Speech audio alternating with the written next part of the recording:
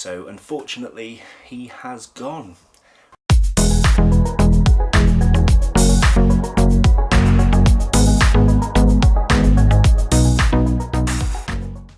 Hello and welcome back to Bug Rounds. On this channel we like to discuss all things creepy crawly. So if that's something that interests you, please consider subscribing to the channel. So for those of you a little bit confused with the title of this video, we have had a loss in the collection. Now just to clarify, I knew this was coming. This is an old age death and nothing more. The animal that's passed away was our largest male stick insect we've ever had. And he could have potentially, on their average lifespan, maybe survived another month tops, but he is within the average bracket. So unfortunately, he has gone. Let's take a look at him, and then I'll explain the queen part of this title.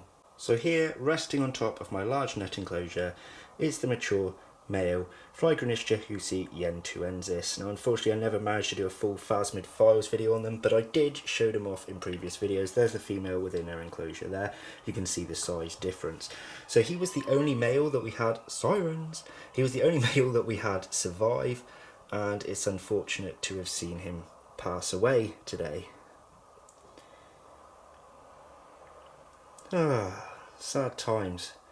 But yeah, he was a big boy. Let's get a bit of a better look at him and then we'll move on to the other part of the video. So here he is on the black background, or on the table as it were, but you've got better lighting here. So this is him with his usual colours. They darken after time. Even with a bit of taxidermy experience, these guys will still darken along the abdomen, which is a real shame. There's his cute little head look. These are a lot slender than the females, more of a caramel colour, still got little spines on the legs. This is so unfortunate. He even looks like I've varnished his body, but I assure you I haven't. That is the natural colour, and they have these really interesting ends to their abdomens there, as you can see. Almost a hookish shape. Really, really cool. And I'm sorry to see him go. So let's move on to the other part, and a more happy part of this video. So what did I mean about queen? Well, I had one remaining ghost mounted left in my collection, and she has now become fully mature. Unfortunately, I don't have a male to breed her, but we do have our fully mature, first ever time ghost mantis in this collection. And I'm really happy with that. I haven't been the most successful with mantids, but I have really been knuckling down on trying to learn the best I can, and I haven't always been successful. But I have been this time, and we're going to design a home for her and place her in. So she's actually just sat over here finishing off her meal. Sorry I didn't get the takedown for you, but I wasn't actually going to film her today. And this is the enclosure she's going in. So I did have a few baby stick insects in here, which have now moved into a larger enclosure. And we're going to decorate this nicely for her.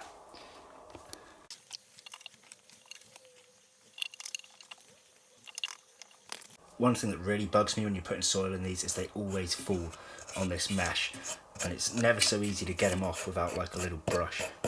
Anyway, not that you really care. Now we're going to put in some leftover branch from the last video. If you saw the last video where we rehoused Nicoletta, she had branches like this. So we're going to pop this in, see what else we can do with it, and then we'll have a better look at our ghost mantis.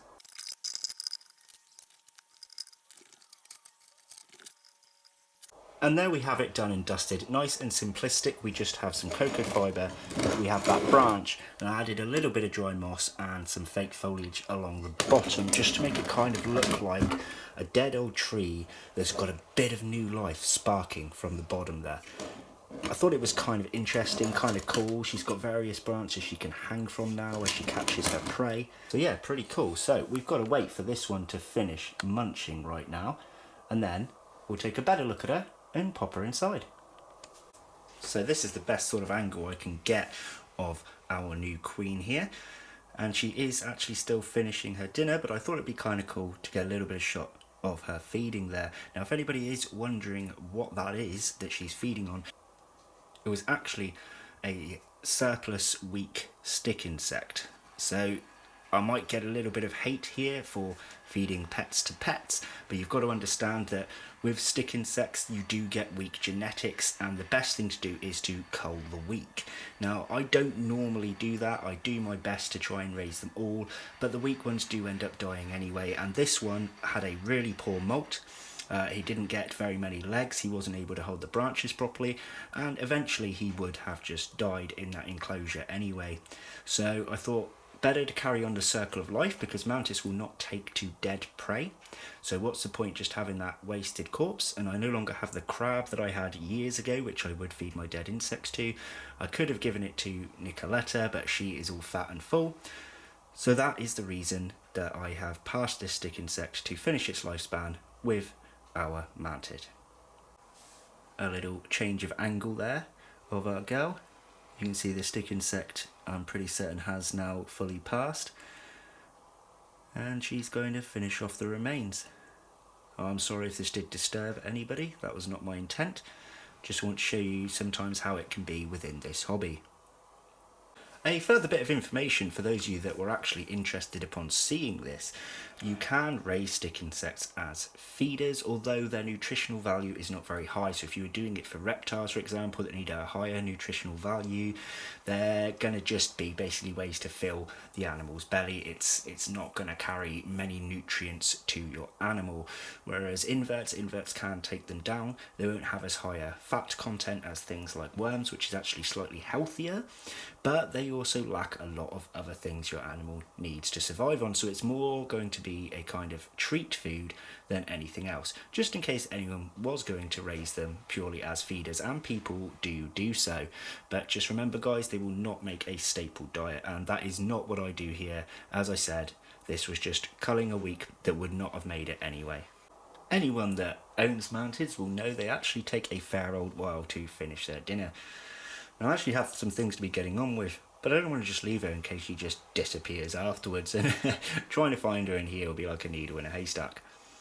So I'm going to sit here and allow her to finish off, and then I promise you we'll actually get into putting her into the enclosure.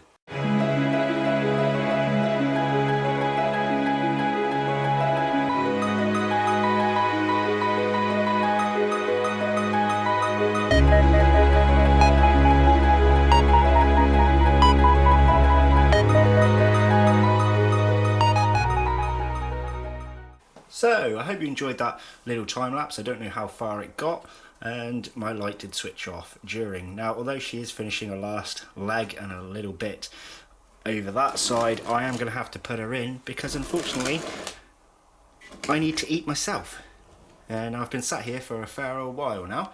So sorry to disturb your meal. See if we can get her to bring it with her. It's alright, you can still eat it. Come on. Oh, just going for a runner. Now, I'm not going to show you the bit of insect that's left on that tissue because it's actually could be quite upsetting for some because there's still a head there. So yes, we got a good look at our girlie now, so I think it's time to allow her into her home. And there she goes, very, very quickly. Now, without zooming in, I'll see if she'll take to the rest of her meal. She probably won't now she's been disturbed. So I will place it there. Likelihood is she won't go back to it now, but you never know. So there she is having a dangle on one of her branches. Now, if you did not know, ladies and gentlemen, if you are new to mantis keeping, you must always provide a space with at least 3 times the length of the mantid to molt successfully. However, although she does have that space, she does no longer need it because she's fully mature, so she won't be molting again. Just a little top tip for you. So I think that's going to be a wrap up for this video. If you want to see what else dwells in the realm, make sure to pop back weekly for multiple videos. So, goodbye, beautiful mantis. Goodbye to our king up there. May he rest well. And our queen has a new abode. Thanks for watching everyone. Take care. Bye bye.